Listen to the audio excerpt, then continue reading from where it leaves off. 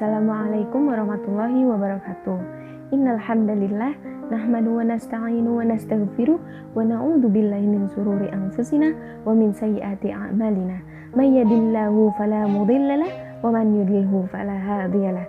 Asyhadu an la ilaha illallah wa asyhadu anna Muhammadan abduhu wa rasuluh la nabiyya ba'da amma ba'du. Perkenalkan, nama saya Hunafa Dwi Oktaviani, NIM 1807374 dari jurusan Ilmu Pendidikan Agama Islam di Universitas Pendidikan Indonesia. Baik, di sini saya akan menjelaskan tentang negara Qatar. Sedikit tentang negara Qatar. Di sini yang saya akan bahas yaitu mengenai sejarah negara Qatar, demografi negara Qatar, jejak-jejak peradaban di negara Qatar, organisasi di negara Qatar, tokoh-tokoh di negara Qatar, dan kehidupan umat Islam di negara Qatar. Baik, di sini saya akan menjelaskan sedikit tentang sejarah negara Qatar. Negara Qatar adalah sebuah negara emirat di Timur Tengah yang terletak di sebuah semenanjung kecil di Jazirah Arab di Asia Barat. Satu-satunya batas darat mereka adalah Saudi Arabia di selatan dan sisanya berbatasan dengan Teluk Persia. Teluk ini juga yang memisahkan Qatar dari negara Pulau Bahrain. Setelah berada di bawah kekuasaan Utsmaniyah, Qatar menjadi protektorat Inggris pada abad ke-20 hingga merdeka pada tahun 1971. Qatar dipimpin oleh keluarga Thani sejak awal abad ke-19. Syekh Jassim bin Muhammad Al Thani adalah pendiri Qatar. Qatar merupakan negara monarki dan kepala negaranya saat ini adalah Emir Syekh Tamim bin Ahmad Al Thani. Qatar dapat disebut sebagai negara monarki konstitusional maupun monarki absolut, tergantung opini. Pada tahun 2003, konstitusi baru disetujui oleh 98% penduduk. Awal tahun 2017, total populasi negara Qatar mencapai 2,6 juta jiwa. 313.000 warga negara Qatar dan 2,3 juta ekspatriat. Qatar adalah negara dengan pendapatan ekonomi tinggi, ditopang oleh cadangan gas alam dan minyaknya yang terbesar ketiga sedunia. Negara ini masuk dalam negara berpendapatan per kapita tertinggi sedunia. Qatar digolongkan sebagai negara yang memiliki indeks pembangunan manusia sangat tinggi dan paling baik di antara negara Arab lainnya. Qatar memiliki pengaruh cukup kuat di Jazirah Arab, mendukung beberapa kelompok pemberontakan selama musim semi Arab, baik secara finansial dan melalui grup media global mereka jaringan media Al Jazeera. Untuk ukurannya, Qatar memang pengaruh yang cukup penting di dunia. Qatar akan menjadi tuan rumah Piala Dunia FIFA 2022, menjadi negara Arab pertama yang mendapatkannya. Pada tahun 2017, Arab Saudi, Bahrain, Uni Emirat Arab, dan Mesir memutuskan hubungan diplomatik dengan Qatar dan melabeli negara ini sebagai negara teroris, menyebabkan krisis diplomatik Qatar 2017. Lalu negara ini berbatasan dengan Teluk Persia di sebelah utara, timur dan barat, serta Arab Saudi dan Uni Emirat Arab di sebelah selatan. Ibu kota negara Qatar adalah Doha, yang juga menjadi kota paling besar dan paling penting di Qatar. Dataran Qatar terdiri dari gurun pasir. Tempat tertinggi di Qatar adalah di Jabal Dukhan. Daerah ini mengandung jumlah gas dan minyak alam yang sangat besar. Timur Tengah adalah sebuah wilayah yang secara politis dan budaya merupakan bagian dari benua Asia atau Afrika Eurasia. Pusat dari wilayah ini adalah daratan di antara Laut Mediterania dan Teluk Persia serta wilayah yang memanjang dari Anatolia, Jazirah Arab, dan Semenanjung Sinai. Baik, di sini saya akan menjelaskan tentang demografi negara Qatar. Qatar merupakan negara yang memiliki sistem monarki. Namun sistem monarki tersebut bisa disebut dengan monarki konstitusional maupun monarki absolut, tergantung opini. Qatar mempunyai wilayah seluas 11.400 km persegi, mencakup seluruh semenanjung Qatar yang menjulur ke Teluk Persia dengan ukuran panjang sekitar 160 km dan lebar 55 sampai 80 km. Permukaan tanahnya umumnya rendah. Puncak tertinggi hanyalah sekitar 344 meter. Dataran Qatar hanya sebesar 160 km dan lebih kecil dari negara bagian Connecticut di Amerika Serikat. Dataran Qatar terdiri dari gurun pasir. Tempat tertinggi di negara Qatar adalah di Jabal Dukhan. Area ini mengandung jumlah gas dan minyak alam yang sangat besar. Jumlah penduduk negara Qatar sekarang mencapai 2,5 juta penduduk negara Qatar, yang dimana mayoritas negara Qatar ini adalah laki-laki dan minoritas perempuan. Qatar merupakan salah satu negara Haven Tax Country di mana negara ini tidak mengenakan pajak penghasilan pribadi, dividen, royalti, laba, capital gain, dan properti. Namun, warga negara Qatar harus membayar 5% dari penghasilan mereka untuk biaya keamanan sosial. Sementara, perusahaan berkontribusi 10% dari neto untuk pendanaan tersebut. Serta pengenaan pajak tidak langsung lainnya meliputi pengenaan biaya 5% untuk barang-barang impor. Baik, tadi sudah mendengarkan ya penjelasan sedikit tentang sejarah negara Qatar dan demografi negara Qatar. Nah, sekarang saya akan menjelaskan sedikit tentang sejarah masuknya Islam ke negara Qatar. Baik, saya sekarang di sini akan menjelaskan sedikit tentang sejarah masuknya Islam ke negara Qatar. Qatar pada masa sebelum Islam diduduki oleh kabilah-kabilah Bani Bakar bin Wail dan Abu Qais serta beberapa kabilah kecil lainnya. Islam diperkirakan masuk ke wilayah ini sejak masa Rasulullah SAW, yaitu ketika beliau mengirim utusannya ke Bahrain. Agama Islam disebarkan oleh Al-A'la bin Abdullah Al-Hadrami pada tahun 6 Hijriah dan diterima baik oleh pimpinan kabilah yaitu Munzir bin Sawa At-Tamimi. Sejak Islam masuk ke Qatar, sejak masa Rasulullah Shallallahu Alaihi Wasallam, penduduk wilayah ini dikenal sebagai pelopor dakwah Islamiyah melalui laut ke Kirman dan Sid, Persia Selatan. Sebelum tahun 1867, Qatar diperintah oleh para pemimpin tetangga Bahrain keluarga Al-Khalifah bahwa tahun setelah pemberontakan terhadap Al-Khalifah Inggris, maka kekuatan barat utama di wilayah Teluk Persia melantik kepala keluarga Qatar terkemuka, Muhammad bin Thani At-Thani sebagai penguasa Qatar. Pada tahun 1916, setelah Perang Dunia I dan kematian Kekaisaran Ottoman, Qatar dan Inggris menandatangani perjanjian di mana Qatar secara resmi menjadi protektorat Inggris.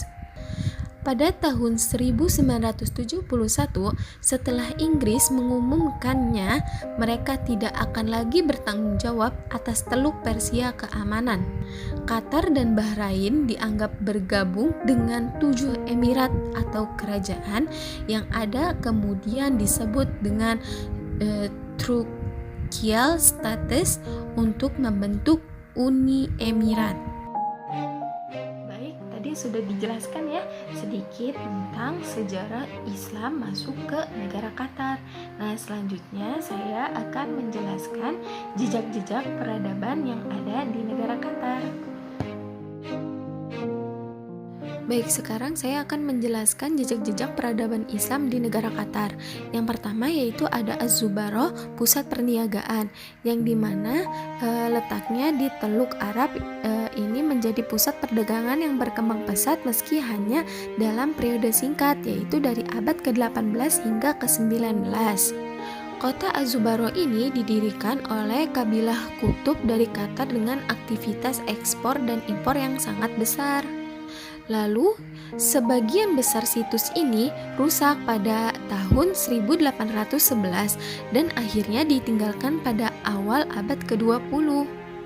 Di kota Az-Zubaroh ini berfokus pada beberapa daerah untuk menyelidiki berbagai aspek arsitektur kota dan fase pekerjaan karena Az-Zubaroh termasuk kota yang dimana banyak seni. Kemudian yang kedua ada jejak peradaban yaitu Fuairid, yang dimana salah satu permukiman tertua dan berukuran luas yang sangat penting dalam sejarah Qatar sejak abad ke-16. Adanya penelitian termutakhir berupaya menguak sejarah dari beragam peninggalan yang tersisa. Akses ke pantai Fuairid diberikan oleh Kementerian Kota Madya dan Lingkungan MME. Survei malam dilakukan di pantai Fuairid dari tahun 2010 hingga 2016. Dan Fuairid dapat dikategorikan sebagai situs geologi yang unik karena pengulangan urutan aktif dan ludah pantai yang dikembangkan. Lalu, di jejak peradaban Islam di negara Qatar ini ada Murai, yaitu benteng pertahanan. Benteng yang terletak di tenggara kota Az-Zubaroh ini didirikan oleh Utub Al-Khalifah pada abad ke-18 Masehi. Benteng ini berfungsi untuk mengawasi dan melindungi kota dari penjajah. Lalu, benteng Murai ini sering disebut benteng Az-Zubaroh karena yang terletak di kota Az-Zubaroh yang sekarang terkenal dengan Museum Peninggalan Kuno. Benteng Az-Zubaroh berada di kota kuno Az-Zubaroh. Posisinya ada di pantai barat laut semenanjung Qatar di Al-Somal, cukup jauh dari ibu kota Qatar yaitu Doha, sekitar 105 km. Lalu ada gedung Fanar atau Markas Abdullah bin Zahid, yang dimana orang non-muslim banyak yang masuk Islam karena gedung tersebut. Karena apa? Karena banyak orang non-muslim yang masuk ke dalam gedung tersebut untuk mempelajari atau melihat-lihat rangkuman atau tulisan-tulisan sejarah Islam yang ada di dalam gedung tersebut. Banyaknya muslim yang melihat tulisan atau sejarah di dalam gedung Fanar tersebut menjadi masuk Islam, dan didata oleh pengurus gedung Fanar tersebut sudah ada 1.000 orang yang masuk Islam karena masuk ke dalam gedung tersebut dan melihat sejarah-sejarah Islam yang menarik di dalamnya. Lalu selanjutnya ada Katara Village, yang dimana terletak 11 km dari kota Doha, yaitu ibu kota Qatar. Di dalam kota Katara terdapat masjid yang sangat indah, yaitu Masjid Katara atau Golden Mosque. Masjid paling indah di Qatar, walaupun masjid ini tidak seluas masjid pada umumnya, tapi kemegahan warnanya, desainnya, lantainya yang mewakili keindahan Masjid Katara ini. Kota Katara Village memang kota yang sangat indah dan bangunannya sebagian pusat kebudayaan yang multidimensi. Berbagai jenis seni publik dapat ditemukan di Katara, masing-masing memengaruhi interaksi orang. Misalnya, monumen publik adalah bagian dari catatan sejarah resmi dan warisan tempat-tempat umum. Selanjutnya yaitu ada The Stunning Museum of Islamic Art, yang dimana di dalam museum ini terdapat seni-seni Islam peninggalan zaman dahulu atau barang-barang kuno. Museum Seni Islam ini dibuka pada tahun 2008 yang didelegasikan sebagai pusat pendidikan dan informasi di bidang seni dari dunia Islam. Dan museum ini juga dibangun oleh arsitek berkebangsaan Amerika Serikat kelahiran Cina, yaitu Leo Min-Pei. Dia adalah arsitek jenius yang merancang piramida kaca museum Louvre di Paris atau Prancis. Dan di dekat museum itu terdapat parkiran untuk kapal-kapal pesiar karena museum itu terletak di dekat laut. Baik, tadi sudah dijelaskan ya tentang sejarah negara Qatar, demografi negara Qatar, sejarah Islam masuk ke negara Qatar. Lalu selanjutnya ada jejak-jejak Islam di negara Qatar. Nah, sekarang saya akan menjelaskan tentang tokoh-tokoh dan organisasi yang ada di negara Qatar. Selanjutnya saya akan menjelaskan tokoh-tokoh peradaban Islam yang ada di negara Qatar. Yang pertama yaitu ada Syekh Jasim bin Muhammad At-Thani, yang dimana ia menjabat dari tahun 1876 sampai 1913.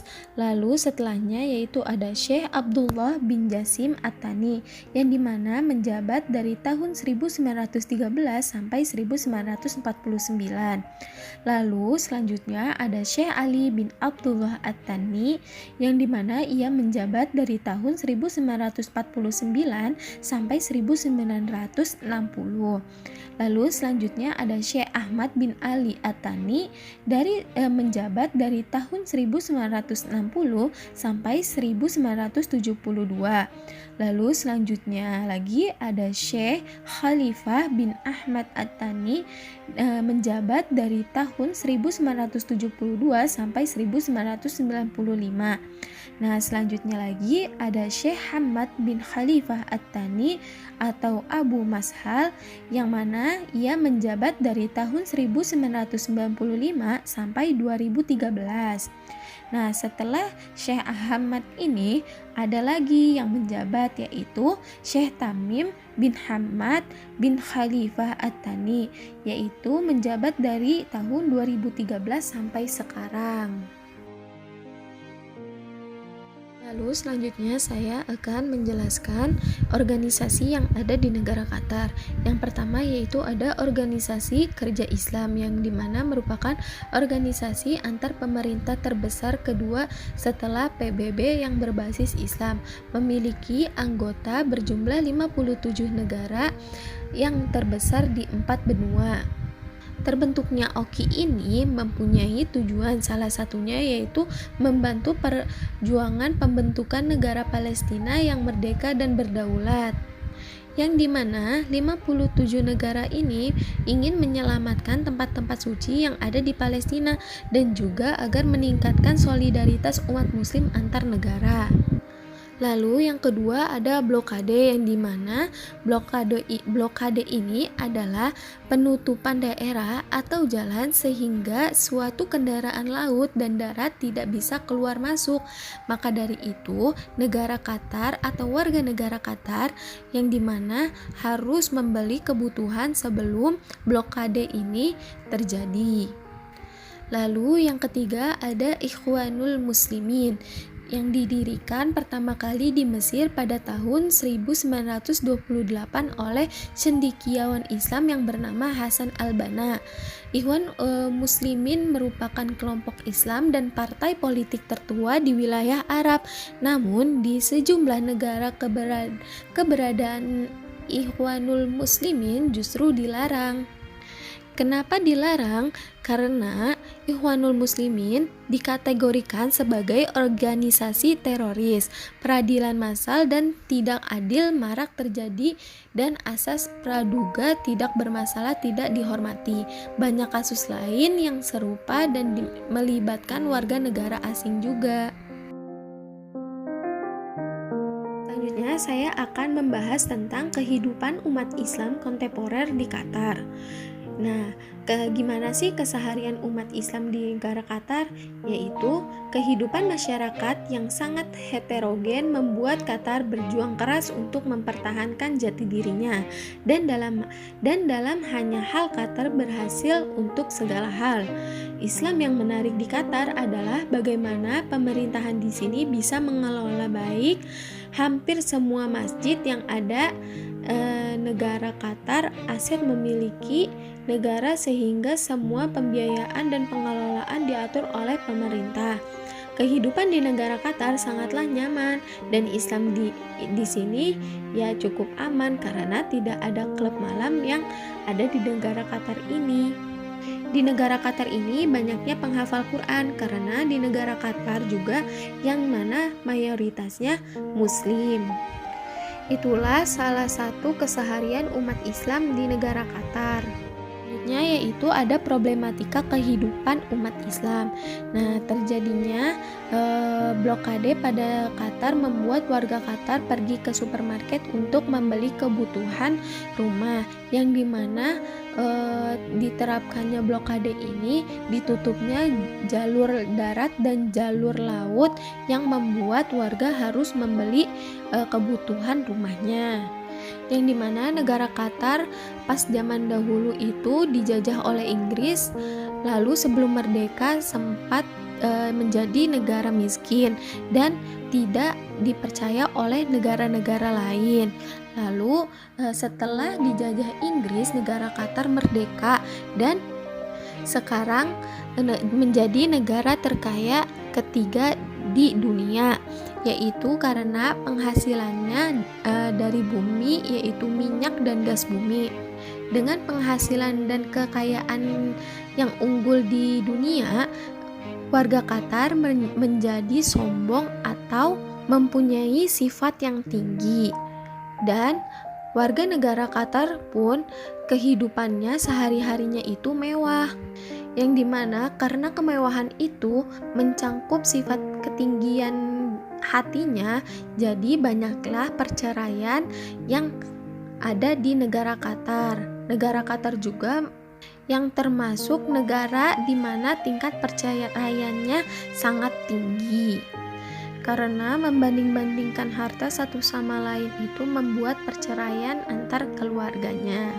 Mungkin cukup sekian dari problematika kehidupan umat Islam di negara Qatar. Mungkin cukup sekian yang bisa saya dapat sampaikan. Kurang lebihnya mohon maaf. Wabillahi